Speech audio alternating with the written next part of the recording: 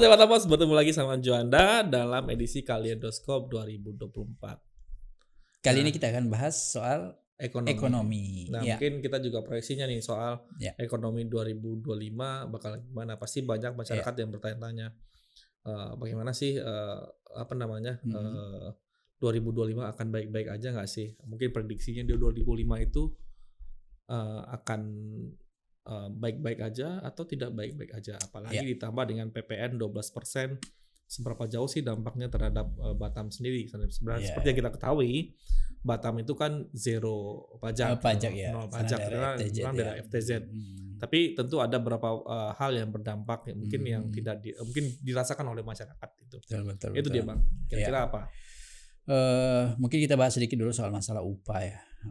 Upah ya yang baru ditetapkan oleh pemerintah ya di Batam. Mungkin kita sebutin angkanya lagi ya, sekitar review sedikit ya. 4 dari 4, berapa ya? Oke, untuk UMP sendiri sekitar 3,6 ya. 3,6 juta lah. Lebih sedikit. Kemudian UMK kalau per kabupaten ya kita sebutin aja, untuk Lingga itu 3,6 juga mengikuti UMP. Tanjung Pinang juga lebih sedikit dari atas UMP 3,628. Kemudian Natuna 3,9 hampir 4 juta ya. Kemudian Karimun sudah ada 4, udah kepala 4 ya, 4,084 juta. Kemudian Anambas juga 4,2 dan Batam itu 4,989. Oke deh Bang Nur. Mendekati 5 juta Batam. Batam mendekati 5 juta. Ya. Ini di satu sisi sebenarnya ini kabar baik untuk pekerja kita ya. Artinya ada upaya peningkatan kesejahteraan, dan penetapan upah kali ini kan tidak lagi mengacu pada kalau tahun sebelumnya itu hanya inflasi plus pertumbuhan ekonomi tahun berjalan. Benar sih Bang, tapi kalau di satu sisi kan kalau kita melihat angka yang makin meningkat kan menjadi sebuah perbaikan atas upah yang diterima oleh warga negara Indonesia gitu. Warga negara Batam. Oke, sorry. Mungkin upah yang diterima oleh warga Batam sendiri di angka 4,9. 4,9 hampir 5. Kita perlu perhatikan karena saya beberapa kali diskusi ya dengan beberapa teman-teman yang memang pakatnya ekonomi, kayak Ketua Pindo Bang Rafki, lalu juga koordinator HKI Bang Cahyung.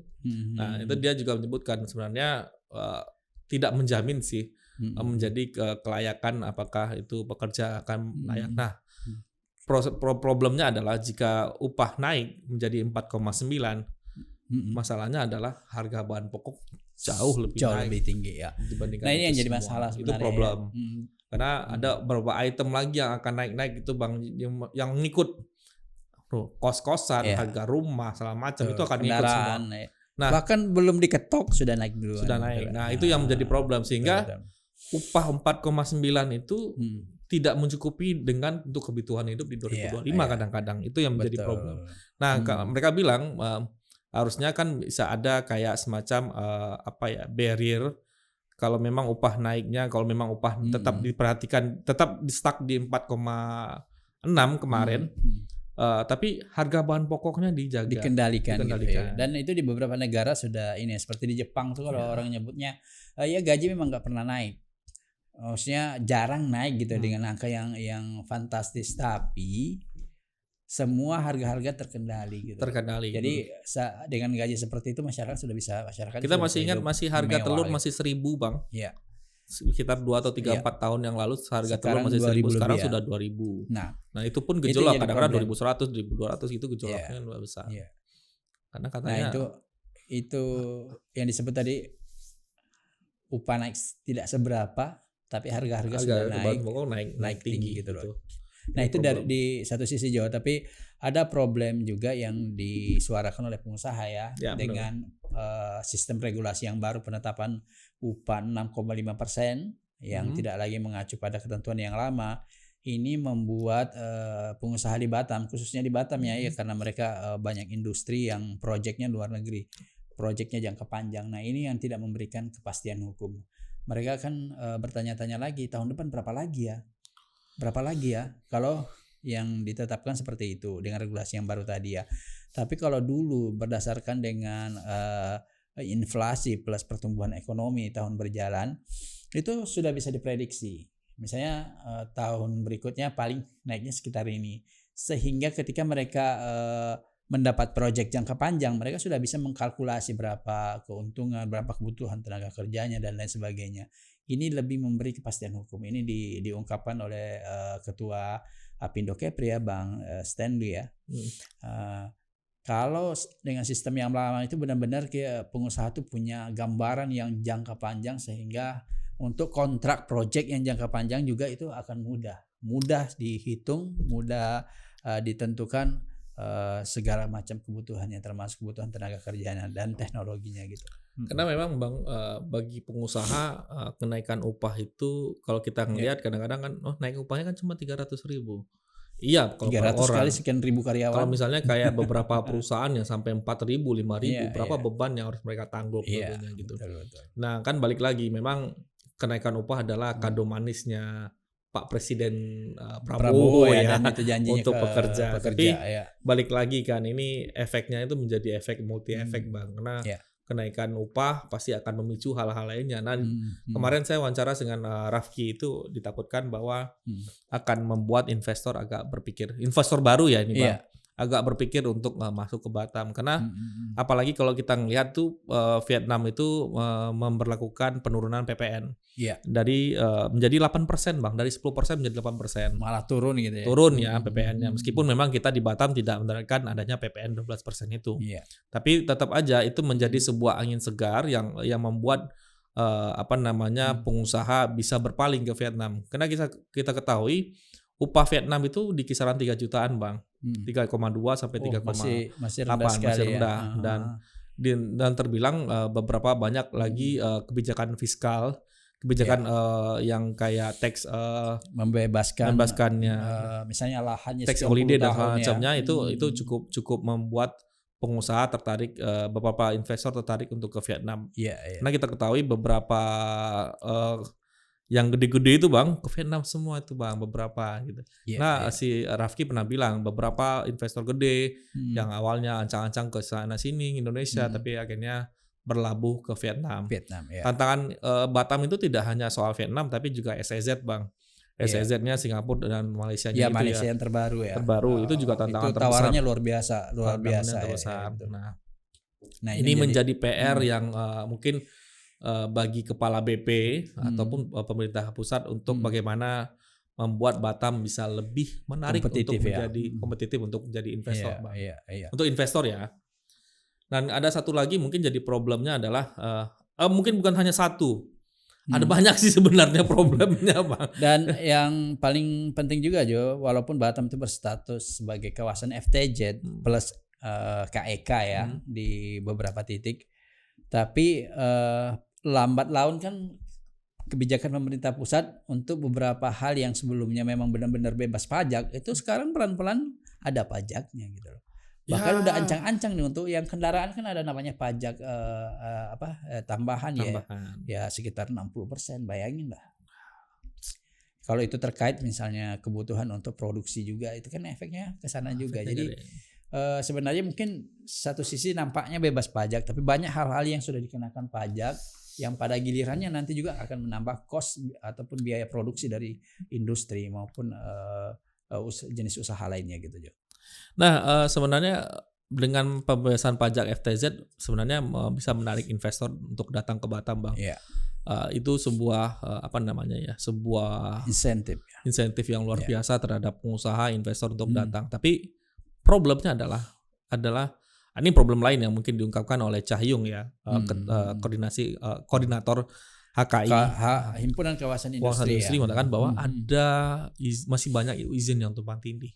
Jadi ini antar kementerian, lembaga, antar pemerintah daerah itu tumpang tindih sehingga tidak bisa segera membangun gedung, tidak bisa segera.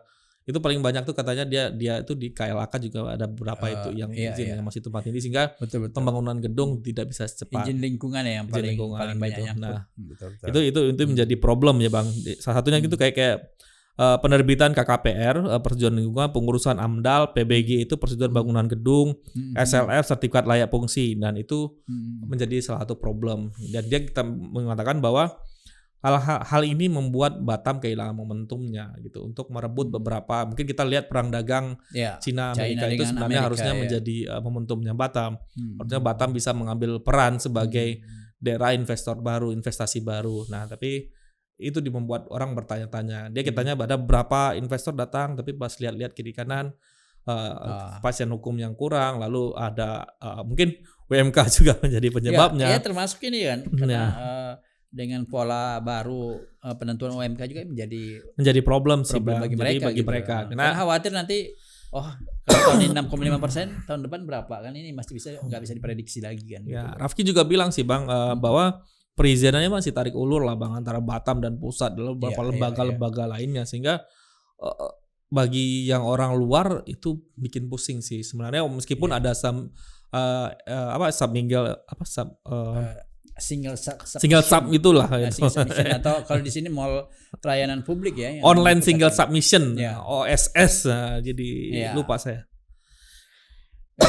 Meskipun ada itu, tetap aja masih ada problem-problemnya, sehingga dia merasa ya itu perlu diinikan lah Ya sebenarnya sih sudah lama ya ada perizinan LATRAS ya.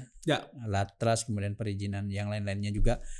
Nah ini yang selama ini disuarakan oleh pengusaha yang belum juga terrealisasi. Tapi mudah-mudahan dengan kepemimpinan baru ini ya, semua problem itu bisa diselesaikan, Jo, karena Pak Prabowo sendiri juga memberikan perhatian lebih ya untuk Batam.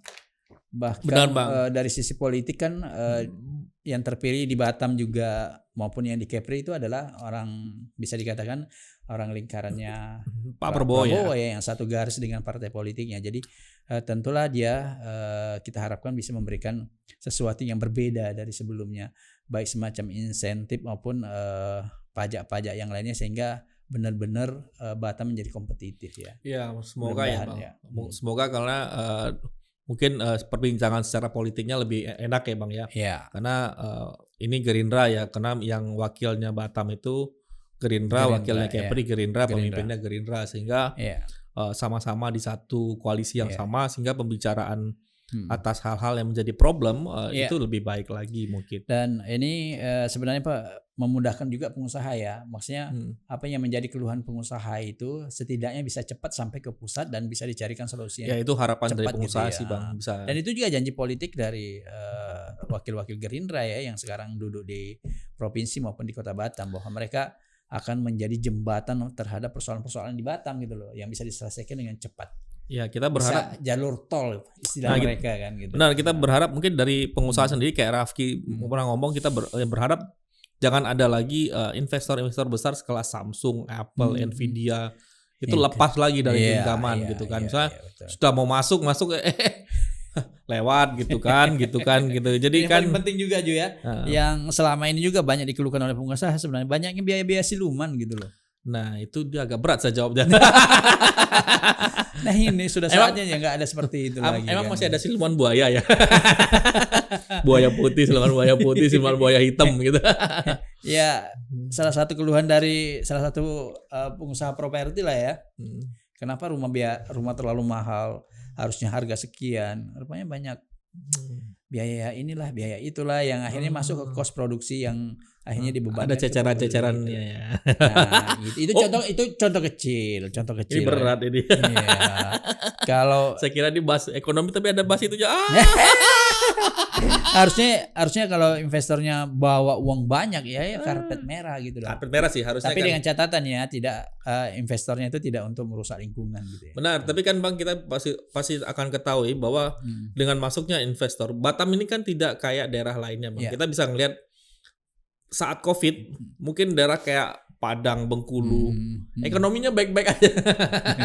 Karena mereka tidak bergantung pada investasi itu sendiri gitu, tidak terlalu ini gitu. Kemudian saya teleponan sama keluarga, oke, aman aja. Di sini kita udah kos-kosan gitu kan. Waduh, orang tidak bisa bekerja, perusahaan-perusahaan tidak bisa berusaha gitu. Jadi problem. dari Wisman tidak masuk kan, dengan masuknya Wisman, masuknya dolar Singapura ke sini, masuknya dolar ke sini, masuknya yuan atau apapun ke sini, membuat Batam itu jadi lebih hidup dan bergairah lagi gitu kan. Tapi begitu Covid selesai kan kita semuanya tumbuh, begini tumbuh, semua tumbuh. Jadi kan kita termasuk pariwisata yang tumbuh luar biasa. Karena tetap dari Batam Pos sendiri sikapnya tetap adalah mendukung pertumbuhan ekonomi sendiri. Karena Batam Pos tidak ada apa-apanya, misalnya belum ada apa-apanya kalau tidak ada pertumbuhan itu sendiri. Batam Pos dan Batam itu masih menjadi harapan besar bagi masyarakat, bukan hanya masyarakat Batam ya, tapi di luar Batam untuk bisa eksis ataupun memperbaiki ekonominya di Kota Batam ini. Jadi investasi itu masih sangat kita dukung ya. Ya kita tahu Bang, kalau investor masuk pasti akan meningkatkan jumlah lapangan kerja. Nah, pencari kerja yang mungkin yang TPP, pencari kerja yang terbuka atau apapun lah itu istilahnya. Jadi lebih banyak masuk sehingga penyerapan tenaga kerja lebih baik. Mungkin kita berharap mungkin tahun depannya lagi tidak ada lagi mungkin zero pengangguran kali ya. Kalau tadi zero sampah, zero banjir, zero pengangguran. Sebenarnya ada satu peluang besar ya yang bisa dimanfaatkan. Kalau mungkin di wilayah kotanya sendiri udah agak terbatas tempat, tapi Habibie kan ketika membangun di awal Batam udah memikirkan bahwa akan ada daerah pengembangan baru. Makanya dibangun 6 jembatan ya yang menghubungkan dari satu itu yang menjadi problem sampai saat ini. Dan Rempang yang digadang-gadang menjadi Rempang Eco City itu menjadi satu kawasan pertumbuhan baru. Tapi tetap saja Bang, yang juga bisa mendatangkan banyak investor, tapi itu tadi harus bijak dalam pengelolaan. Ya paling tidak melibatkan semua masyarakat sehingga tidak ada konflik yang sempat mewarnai perjalanan 2024 di Kota Batam ini. Cukup panjang ya Bang, mungkin dari 2023 ya. Sampai saat ini kan 2024 ya. 2024 ya. Masih belum ini juga gitu konfliknya gitu. Ya mungkin kita berharap dari bisa lebih soft sih Bang. Bagaimanapun di sana ada masyarakat adat, masyarakat yang sudah mungkin bahkan sebelum Indonesia merdeka sendiri, mereka sudah ada di sana. Sudah menjadi kita warga. Pernah menulis itu mereka di zaman Belanda itu udah ada warga di sana. Dan itu tidak hanya berdasarkan wawancara, tapi juga berdasarkan dari jurnal-jurnal riset. Saya ingat waktu itu kita mengacu riset data-datanya mengacu pada perpustakaan di Belanda sendiri ya. Itu bahkan sudah ada foto-fotonya warga di sana yang menghuni daerah Rempang. Dulu kan kalau berdasarkan sejarahnya di Rempang sendiri ada loji-loji kayak semacam perkebunan untuk penampungan sebelum pergi ke luar negeri gitu, sehingga ada lojinya. Loji itu istilahnya gudang-gudang gitu Bang, gudang-gudang untuk ini. Nah itu yang menjadi gudang-gudang itu ada di Rempang. Nah berarti kan ada orang yang tinggal yang mungkin sudah lama, dan itu mungkin harusnya pemerintah daerah sih menghargai bagian itu. Iya, sebenarnya kan bisa saja Rempang Eco City itu bisa jalan dan bisa berdampingan dengan masyarakat. Ya, tentunya itu tadi harus bijak ya, melibatkan masyarakat bukan mengusirnya gitu ya. Benar itu. Ya, kalau satu kawasan pengembangan baru yang diwarnai dengan banyak konflik juga kan investor juga akan mikir-mikir untuk masuk gitu ya. Benar Bang. Jadi ini konflik yang belum ada selesai penyelesaiannya sampai saat ini, dan kita berharap penyelesaiannya dengan baik-baik saja. Jangan dengan kekerasan. Nah, itu tuh bagaimanapun ya ekonomi penting, pertumbuhan ekonomi penting, tapi tanpa stabilitas keamanan, dan jangan harap investor masuk. Menganiaya itu masuk kasus penganiayaan ya tadi. Penganiaya, kasus terbaru yang sekarang masih dalam proses di Polres. Kok larinya ke sana ya? Ya apapun ceritanya, kita berharap pertumbuhan ekonomi Batam ke depan itu akan jauh lebih tinggi lagi, karena secara lembaga ada 2 lembaga yang luar biasa di sini, ada BP Batam, ada Pemko Batam, ditambah dengan swasta. Itu sejatinya ekonomi Batam bisa tumbuh di atas 10% ya. Katanya kalau sekarang kan 7% lebih ya, harus di atas 10%. Itu yang dibilang oleh Gubernur Kepri Ansar Ahmad. Seharusnya ekonomi Batam harus tumbuh di atas 10% dengan semua sumber daya yang dimiliki, dengan lokasi yang strategis dan lain sebagainya. Dengan APBD double. Iya, sekitar 6 triliun ya lebih ya di 2 lembaga itu kan. Benar. Dan mungkin harapan kita bersama harapan juga di Batam Pos. Ini harapan Batam Pos juga ini. Iya, tentu. Bahwa pertumbuhan ekonomi membaik, semua bisa berusaha, semua industri-industri itu penuh dengan investor. Kawasan industri itu penuh investor. Tentunya akan lebih baik Batam pertumbuhan karena multi efek Bang. Karena orang ada banyak pekerja, ada orang jualan tepinya, orang bakal banyak lebih membeli, daya beli makin tinggi, lebih kuat, sehingga ya perputaran ekonominya jadi lebih bagus. Iya, betul. Tapi itu tadi makin banyak orang juga menuju tempat perwisata itu butuh healing. Tapi janganlah disenggol-senggol dengan pajak itu. Itu agak memberatkan masyarakat nantinya. Karena daya beli masyarakat yang akan tergerus. Ya, itu kan kebijakan Bapak Prabowo. Saya yakin wakil-wakilnya bisa menyuarakan itu. Dan ada kabar baik juga ya Jo ya. Tidak lama lagi juga Batam ini akan ada kawasan industri halal gitu ya. Mudah-mudahan segera terjadi dan banyak investor-investor yang orientasi produknya produk-produk yang apa istilahnya halal ya, yang bisa masuk di sini. Nah kita tunggu itu Bang, yang investasi itu, dan kita tunggu juga investasi yang lebih baik lagi di 2005 dan pertumbuhan ekonomi yang lebih baik lagi di 2005. Kayaknya udah cukup lah ya Bang kita bicara soal mulai dari PPN 12%, bagaimana investasi di tahun depan, bagaimana proyeksi tahun depan. Betul. Proyeksi ekonomi pertumbuhan. Yang kita berharap sih ekonomi Batam ke depan mulai tahun ini kali ya sudah bisa di atas 10% tumbuhnya gitu ya. Harapannya. Tapi kalau dari pengusaha sih realisasinya sih tetap di angka bisa bertahan di 7 atau 8% saja. Udah oke ya di tengah pergolakan. Tapi mungkin kalau jika bagi harapan pengusaha ya tadi balik lagi semua problem itu bisa teratasi, mungkin ekonomi Batam jauh-jauh lebih baik lagi. Betul. Itu harapan kita semua jika ekonomi Batam jauh lebih baik, investasi banyak masuk, tentunya lapangan pekerjaan juga banyak terbuka dan daya beli meningkat, dan tentunya efeknya adalah kemakmuran masyarakat. Tapi balik lagi ya, jangan terlalu banyak pajak gitu ya. Itu balik lagi. Jadi ingat pesan teman-teman, minta 2,5%, kok pemerintah minta 12%.